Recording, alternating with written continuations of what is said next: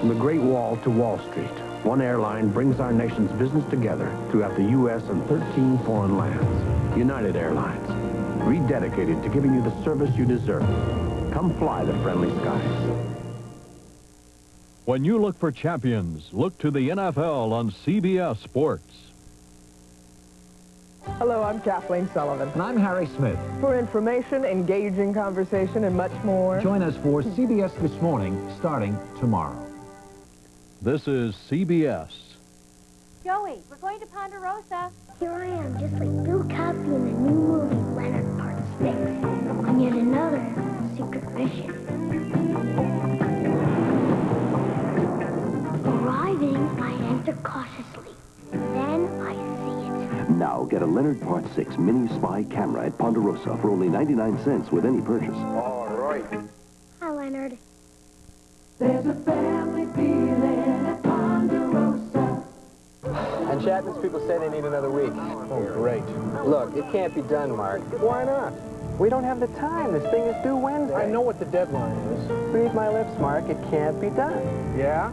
In the race to succeed, a car phone from Southwestern Bell Mobile Systems can get you there sooner. Bell Labs invented cellular phone service. Today, no one delivers it better than we do. Let me guess. Done. You'll get there sooner or later, but Southwestern Bell Mobile Systems gets you there sooner. The team that always takes you one step further, KCTV 5.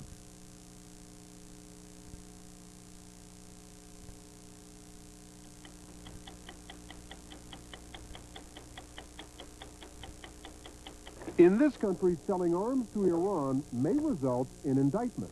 In Sweden, it may have resulted in murder. One of those who died, the former head of Swedish Army intelligence. It was the evening rush hour, and he waited about here on the platform. As the train approached, Algernon either jumped or was pushed in front of him. And the Swedish-Iranian connection may have been the motive for yet another death. The murder of Sweden's Prime Minister, Olof Palme. For most of the last 17 years, Pratt has been here in California's San Quentin prison. From the beginning, he has claimed that he is a victim of an FBI conspiracy. Former Republican Congressman Pete McCloskey is now one of Geronimo Pratt's lawyers. I don't think there's a more important case I'll handle in my lifetime than this case. Dr. Terry Crystal, making his rounds bag in hand, seems to have all the spirit, dedication, the stamina to make it in a physically and intellectually demanding profession. The question is, which profession? And in the blue corner, Dr. Terry Crystal. Dr. Crystal was trained to heal. Terrible Terry was trained to hurt. I'm Mike Wallace. I'm Morley Safer. I'm Harry Reisner. I'm Ed Bradley. I'm Diane Sawyer. Those stories and Andy Rooney, tonight on 60 Minutes. This portion of 60 Minutes is sponsored by Ford and your Ford dealer.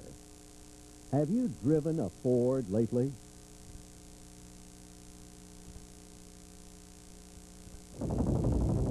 It's here. A sleek new example of design leadership. A sophisticated sports sedan with true feel-of-the-road handling. Its name, Ford Tempo GLS. The new Ford Tempo GLS. A more sophisticated way to express your driving ambition. Have you driven a Ford lately? I'm Bobby's dad, and I'm a police officer. I'm Jessica's father, and I work for Wausau Insurance. I'm Corky's dad, and I'm a professional quarterback. Do you really work for Wausau? Yes, I do. What does Wausau sell? Business insurance. What's it like being a business insurance specialist? Makes you very proud. Mr. Quarterback? Yeah. Do you have health insurance? We're the business insurance experts from Wausau.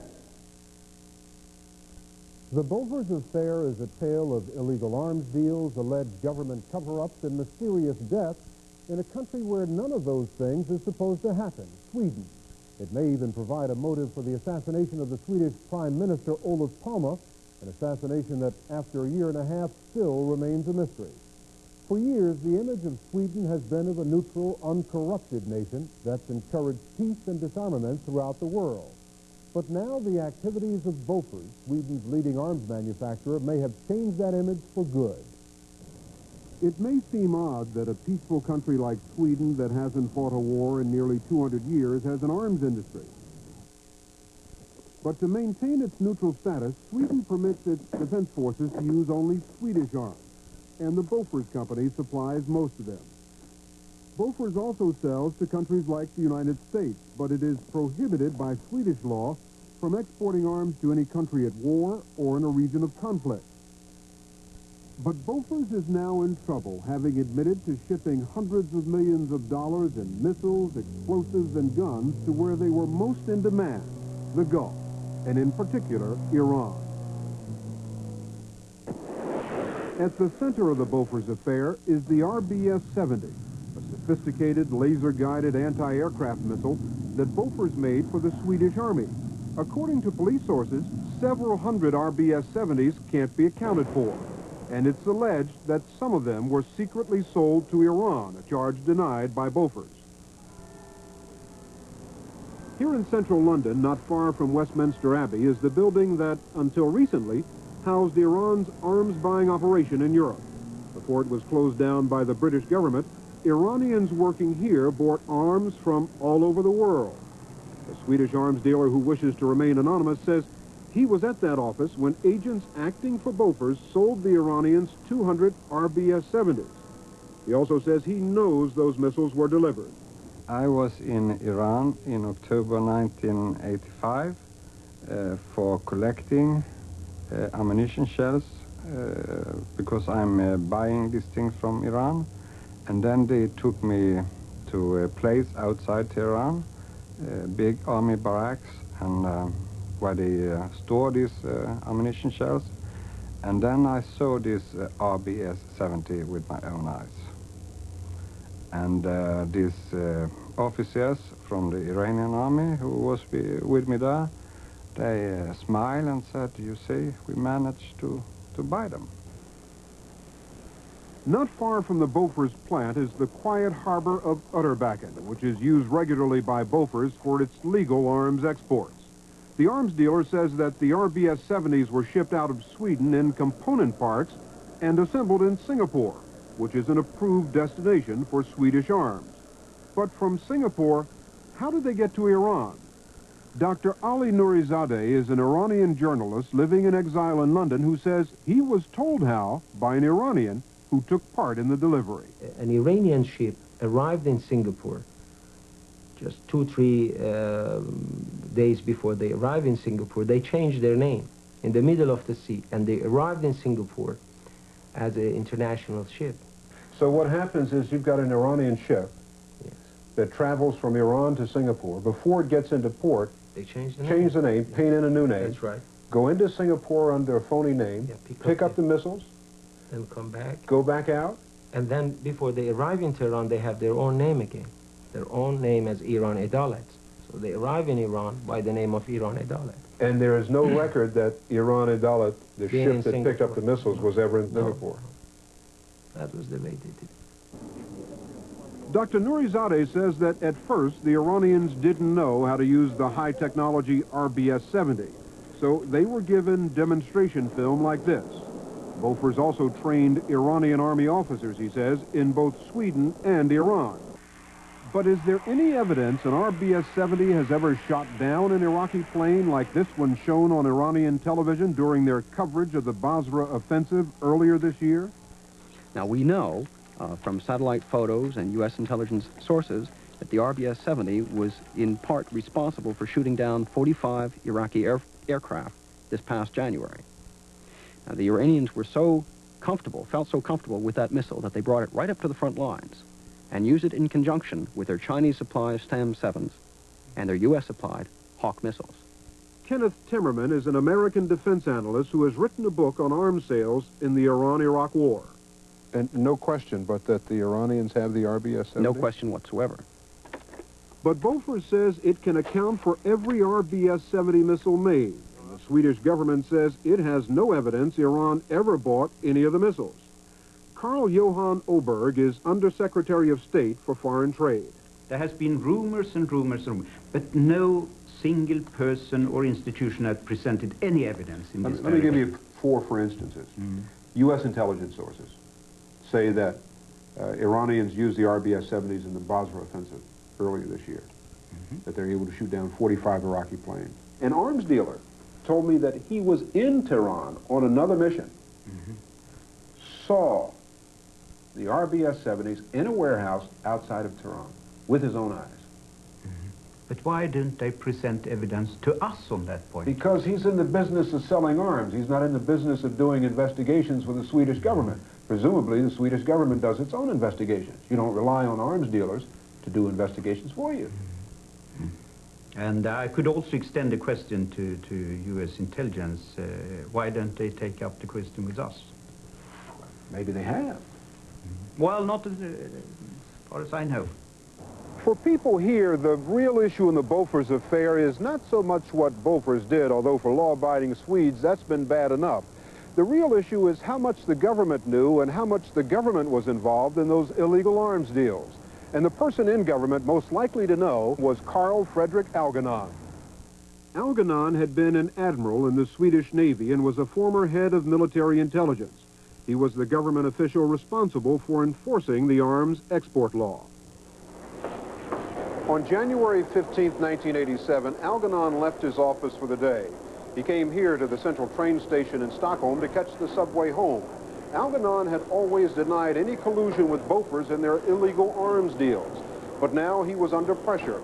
In just a few days, he was scheduled to answer questions in an official police investigation. It was the evening rush hour, and he waited about here on the platform.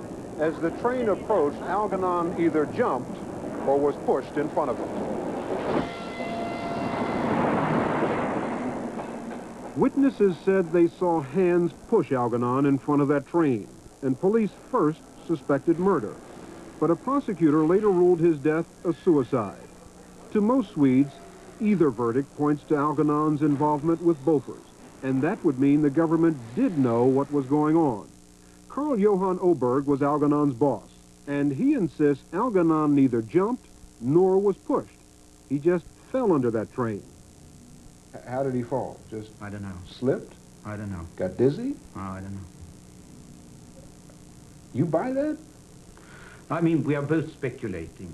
You buy that? We do. Well, I abstain from saying anything about the truth in this, because we can never get to the truth in this case. What do you think?